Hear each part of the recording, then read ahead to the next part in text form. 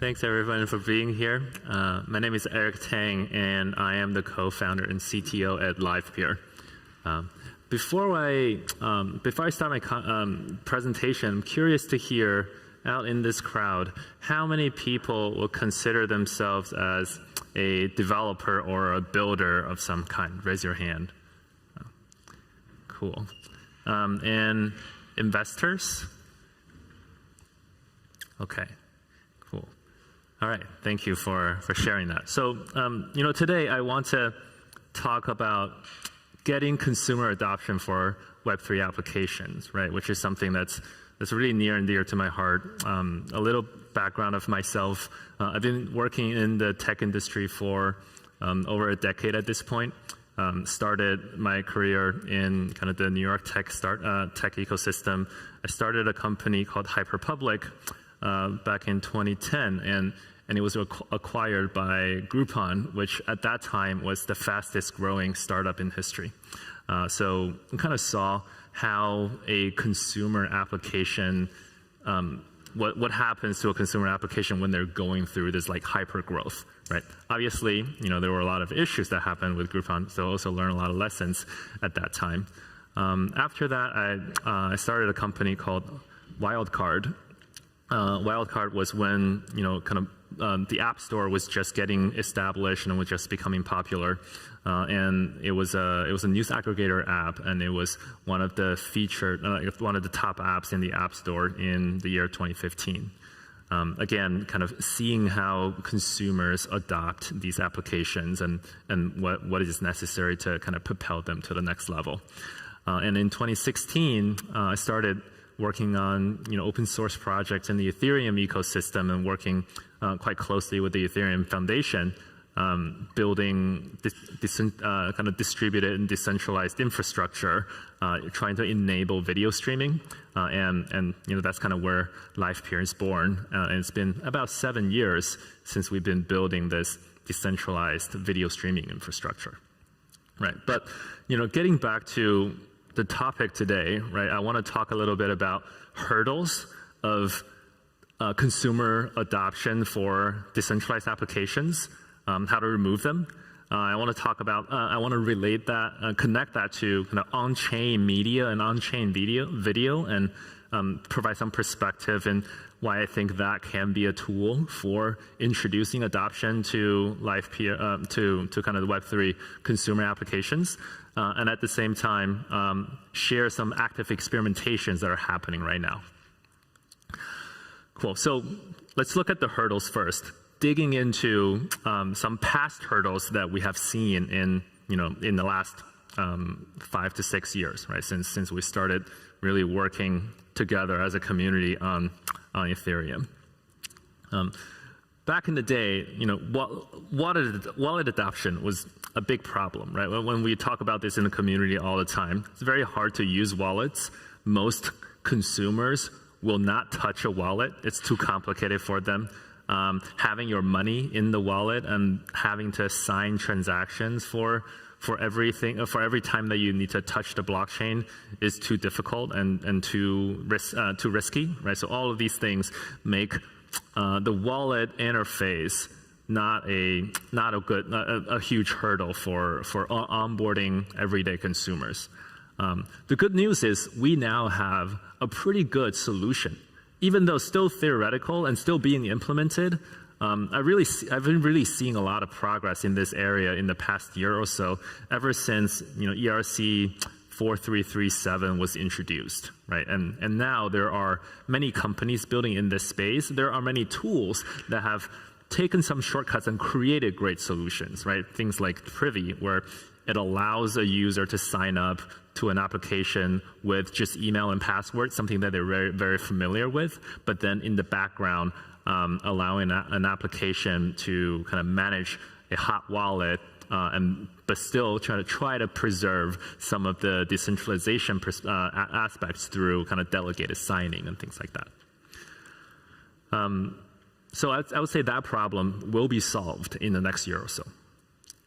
There was another problem that we had to face, which was network congestion, right? Another pretty famous problem. Here on the left, we have a graph of the amount of pending transactions in the Ethereum mempool when CryptoKitties was launched. I think that was 2018, 2017, in that time frame. For days, the Ethereum network was essentially unusable, right? There were so many transactions backlogged. If you wanted to, put in a transaction, it'd take hours to confirm, right? Or sometimes it would just like get kicked out of the mempool. But again, we've come a long way from that period. The foundation and lots of core team members and also lots of independent teams have been working on scalability solutions. To today, I would say, if you look at this landscape and this ecosystem of all the different scalability solutions for Ethereum, we're at a place where the infrastructure is able to handle the throughput of a consumer-facing scaled applications, right?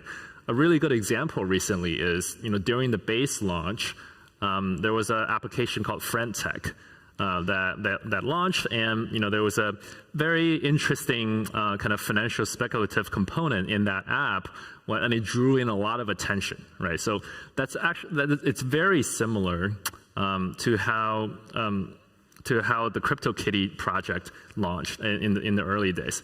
But this time, the base blockchain didn't even make a blip, right? It just kept on chugging, right? We didn't see any gas spikes. It was very cheap to put in transactions over that period of time. Right? A really good, just a really good milestone for us as a community to hit. And I would say, it continues to get better. Another problem, right? We've all known, like crypto has had challenge in the public's eyes, right? So during the bull market times, people think it's speculative, and then during the crypto winter, right? This is a recent issue from The Economist, basically painting the picture that crypto is kind of done. There's a downfall of crypto, but the interesting thing is that the actual usage of blockchain-based application is actually quite different from the public perception that you might see in the news, in the media, right? So on the right, we see kind of the number of active wallets on the Ethereum mainnet in the past like 5 years-ish. You see that it dipped a little bit, but not like a downfall, like definitely not in the trajectory that the meteors are going downwards in the cover of The Economist, right? And in fact, if you count all the layer 2 blockchains in this time frame, you will see that the number of active wallets has only increased over time, right? Because there are more L2s being launched. Every new L2, it brought in this new community of users. So the usage is actually growing. The number of users are actually growing despite the bad press, right? So what is our next biggest challenge? Well, I would argue that the next biggest challenge for our ecosystem is just like any other new application that needs to go through, which is user retention and user growth, right? It's when Facebook launched at first, they had to go through that period. When Snapchat launched, they had to go through that period. It's finding out how to grow user base in a very sustainable way and in a very cheap way, right? So I want to share just some like very high level metrics that people use in the traditional kind of Web2 world to track user growth, right? One is customer retention rate, right? So it's and you can track this based on cohorts of users, right? So you can cut it, for example, for every 2 weeks, you create a cohort of users, and you keep track of how many of them stay and continue engaging with the application over a period of time. So what you want to see is the green curve, which is people call it a smile, right? Which means at the beginning some users fall off, but over time you actually see the number of engaged users increase a little bit, right? So some people that fall off may come back in later weeks.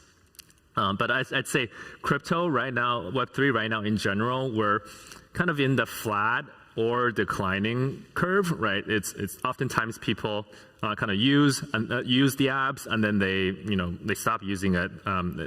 Not a lot of people get re-engaged and come back to the applications, and that's something that we can all work on. The other thing is called viral coefficient, right? So this is basically the number that that's related to kind of how many new users how many more new users each new user bring with them, right? So think of a traditional example of like if you sign up for any kind of popular social app today, one of the first things that they ask you to do is to invite your friends. Right, and the more friends you invite, the higher viral coefficient it becomes, because every new user they get exponential more users, and that grows. Right, so here's a pretty interesting chart. Right, you see, the orange is a viral coefficient of 1.2, and then the red is a viral coefficient of 1, and then the blue is a viral coefficient of 0.8, like below 1. Right, you see a small difference over time in the viral coefficient actually makes a big difference in terms of total users. So that means every little change that you can make in your app that increases the viral coefficient will dramatically increase the number of users that you get in your application. And that's the same for a whole ecosystem. Right? So in order to achieve those better numbers, we need tools to engage users. Right, so whether it's for online education or social use cases, fitness, music entertainment, like these are applications that people use on a day-to-day basis. These are the consumer applications that we see today, and these are the new consumer applications that we want to build in Web3. Right, we need tools to engage these users and to pull them into Web3 and to keep them here. And here's where on-chain media comes in. My perspective is that media and content is going to be the main driver for users, everyday mass consumers, to come into the Web3 space and stay here. People revolve around content. Content is the best way to drive usage and engage users. And to touch on video a little bit, why do I think video is important? Well, about 80% of the traffic on the internet today is video content. So it's very important for us to get this right in order to get the mass consumers to come and adopt this new technology. Right. So to touch on on-chain media and what that actually means. Right. What is an on-chain media? What is an on-chain video? Well, let's look at before blockchain. Right. Before blockchain, if I have to publish a piece of media, if I publish a piece of video, I have to first upload it into a website, into an application. And as soon as I do that, that piece of media is now constrained by that application. Right? I upload my video to YouTube. I'll upload my video to Instagram, whatever it is. As soon as I do that, I can only do the things that those applications allow me to do with my video. And that's very constraining. I'm playing by other people's rules. In the blockchain, that gets reversed, right? Me, as the creator of the video, I first publish that video onto the blockchain, create a record on chain, and I use decentralized content networks to distribute that content into all the different applications that are built on top of the blockchain. What that allows me to do is to have a lot more control, using the blockchain as a public ledger, not only for financial information, but also for media and content. So that I can have actual proper content ownership and actual proper access control and rights management for the content. And that will create a much better economic relationship between the users and the platforms. Right. So there are a number of different technical concepts that I will not get into for now. I actually gave a technical workshop earlier today, and it's recorded. So I absolutely recommend going to check that out. Or if you are interested in any of these concepts, come and find me afterwards. Happy to talk about that. Live here is very actively working in all of these different areas, especially related to verifiable ownership, verification, verifiability of video streaming in general, and in these like censorship resistant and also content monetization and moderation areas.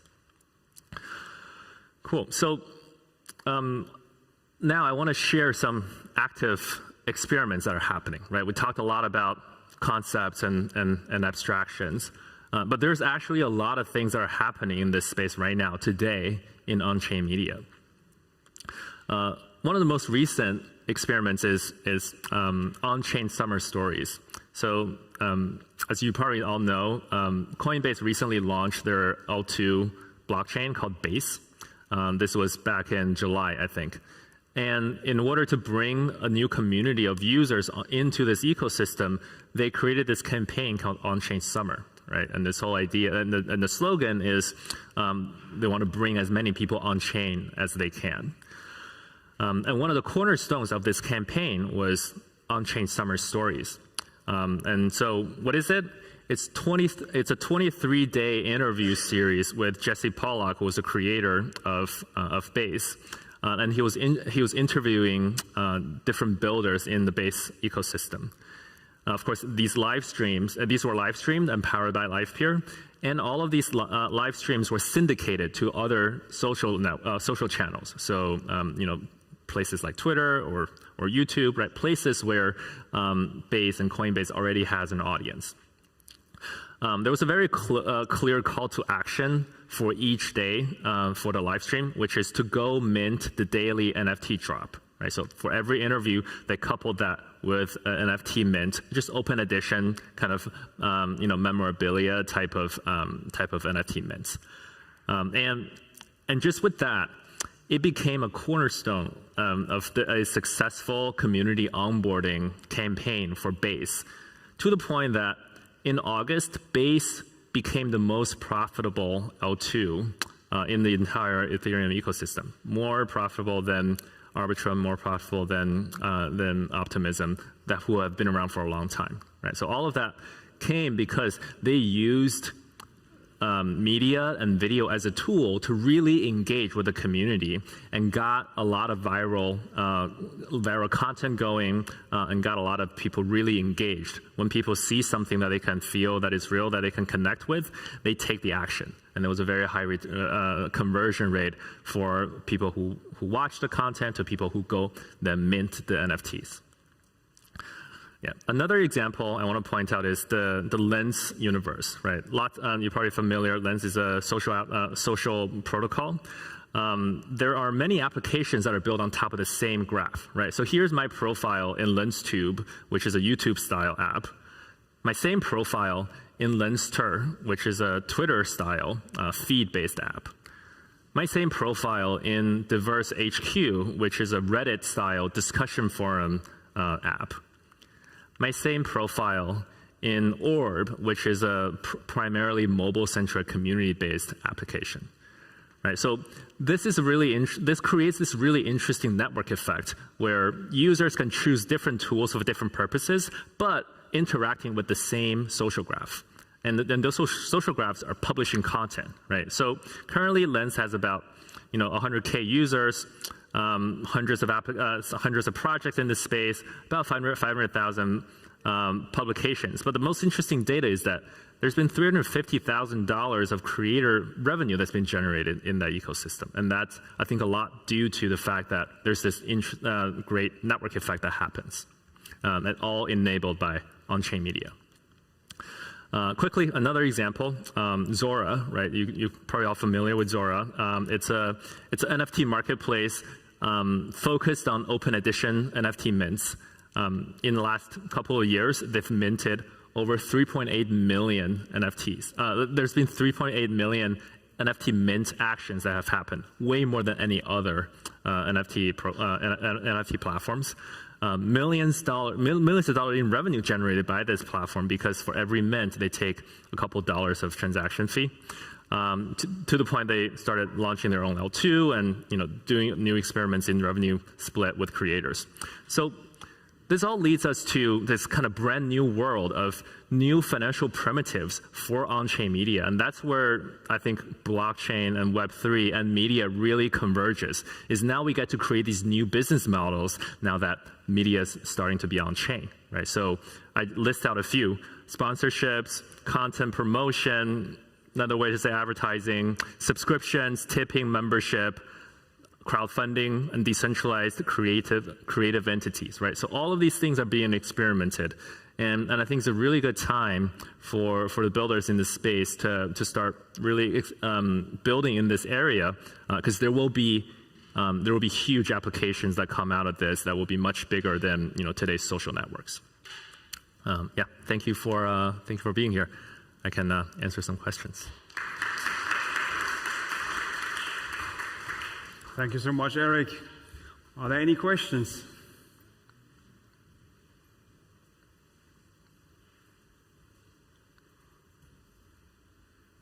Here's one question, yeah. Maybe a bit of a stretch, but are you aware of like existing social media platforms considering maybe in some form integrating what LivePeer is offering to provide extra communities, like scaling it beyond what we currently have? Yeah. I think there's like a LivePeer specific answer, and then there's a more general like Web3 answer, right? For LivePeer, absolutely. In fact, more than half of the usage on the LivePeer network right now comes from the traditional video streaming world, not the Web3 world, and that's just because LivePeer is able to. We've been building this up for 7 years at this point. Now there's a really scalable and performant video streaming infrastructure that's 80% cheaper than Amazon, right? So a lot of people are switching over just because the economic environment is bad. People need to save cost, and now a lot of applications are trying to figure out how they can cut video infrastructure costs, which is oftentimes a big item on their balance sheet, right? So people are switching over to LivePeer a lot of time just for that reason. In terms of traditional social applications adopting these like new Web3 concepts, I am starting to see some. One example is a recent application that we started working with called Minds. Minds is a social app that's been around for, I'd say, 7 or 8 years, right? So when they first started, I guess Bitcoin was around, but they weren't using Bitcoin. Bitcoin was also not usable by social media application at that point. So they started more as a kind of a cultural countercurrent to the big social media platforms like Facebook, right? So they had different content moderation policies. They were less politically charged. They were less, left leaning, and they were a lot more about encouraging debates in these communities. So there's this really vibrant and interesting community.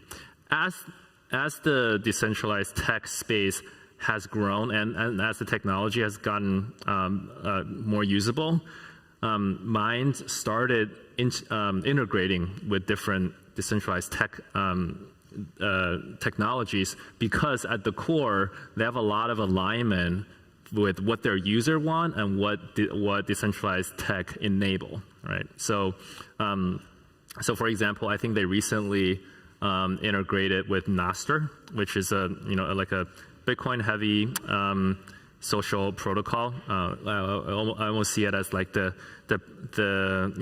torch carrier for ActivityPub in a bit. And of course, they've also integrated with LivePeer for live streaming. Yeah. All right. I see there's another question, but unfortunately, I have another speaker being lined up. So I think Eric would be happy to take this question offline. And if there is any other question, obviously the same applies. So give it up again for Eric. Thank you very much for having you. Thank you.